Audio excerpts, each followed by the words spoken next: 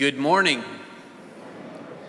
Today, as we celebrate this third Sunday of Advent, we notice that our liturgy is filled with the words joy and rejoice. That the coming of Jesus' birth is near.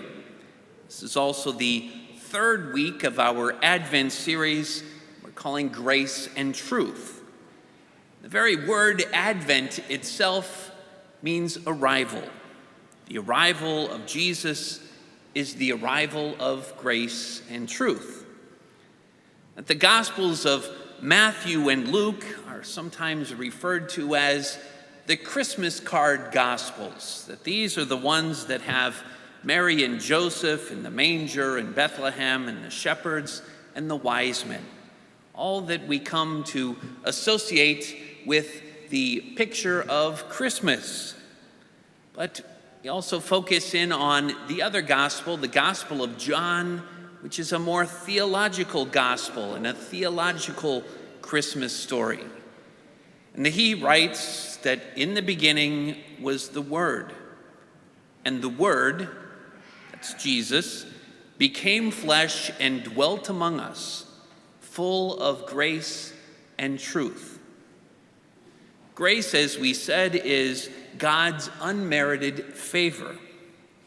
And before we receive grace, we have to first acknowledge the truth, simply that we are all sinners.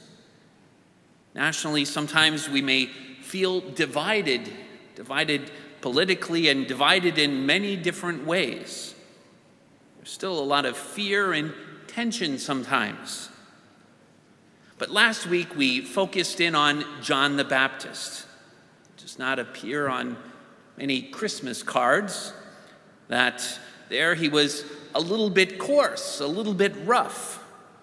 And he ends up in prison this week, as we heard in the gospel today. That he's so discouraged that he asks Jesus for help. He had spent his whole life preparing the way for the coming of Jesus, for the coming of the Messiah. Now that his life might be coming to an end very soon, he wants to know if it was all worth it.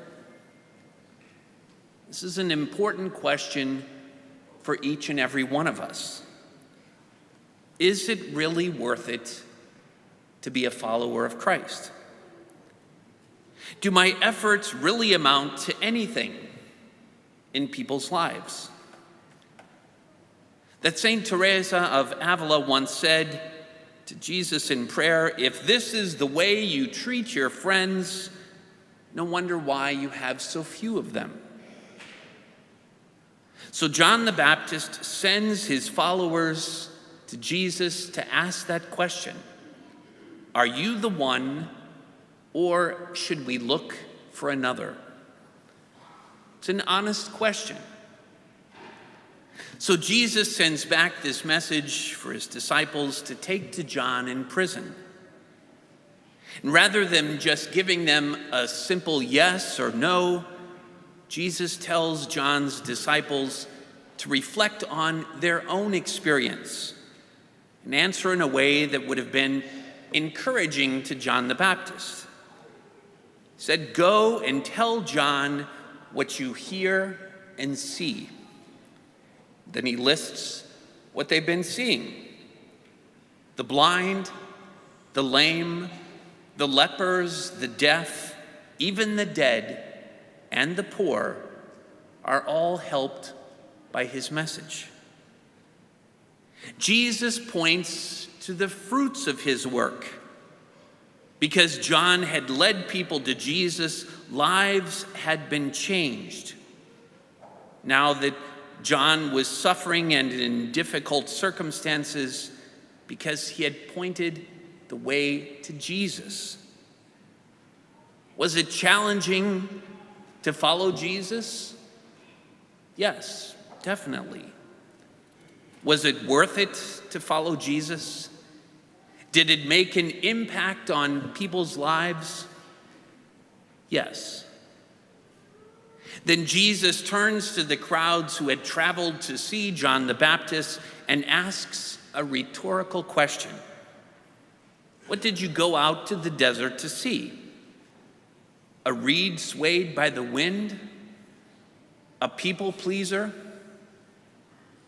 John the Baptist was the exact opposite of that. So the answer is obviously no. And he lists off the other things that John wasn't. Then why did you go out?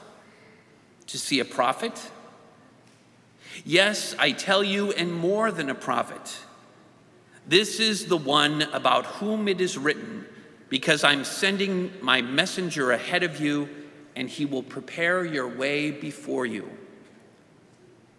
To sum it up, we all long for meaning, and we all long for our lives to matter. Yes, you could make a difference in people's lives with the simple actions done with the right heart and the right spirit. That includes signing up for our many ministries here that we offer at St. Peter. That God calls the church to be the hands and feet of Christ in our world. And like a healthy body, the church needs all her members working together while performing different functions to the best of our ability. That each year at Christmas, we have a special Christmas project here at St. Peter. A few years ago, you may remember that we had a project to provide clean drinking water through solar power to scorched regions of the world. Last year, we paid off over $1 million of medical debt to those in need. This year and this weekend, we're kicking off our Christmas project, which is called Veterans Community Project, that helps homeless veterans get back on their feet through a housing project that builds tiny homes. We'll see more about it at the end of our Mass today. But everything we do, whether great or small, no matter how miraculous or how mundane, leads people to Christ. And it all matters. And in the spirit of John the Baptist, we're all called to prepare the way for the coming of the Lord.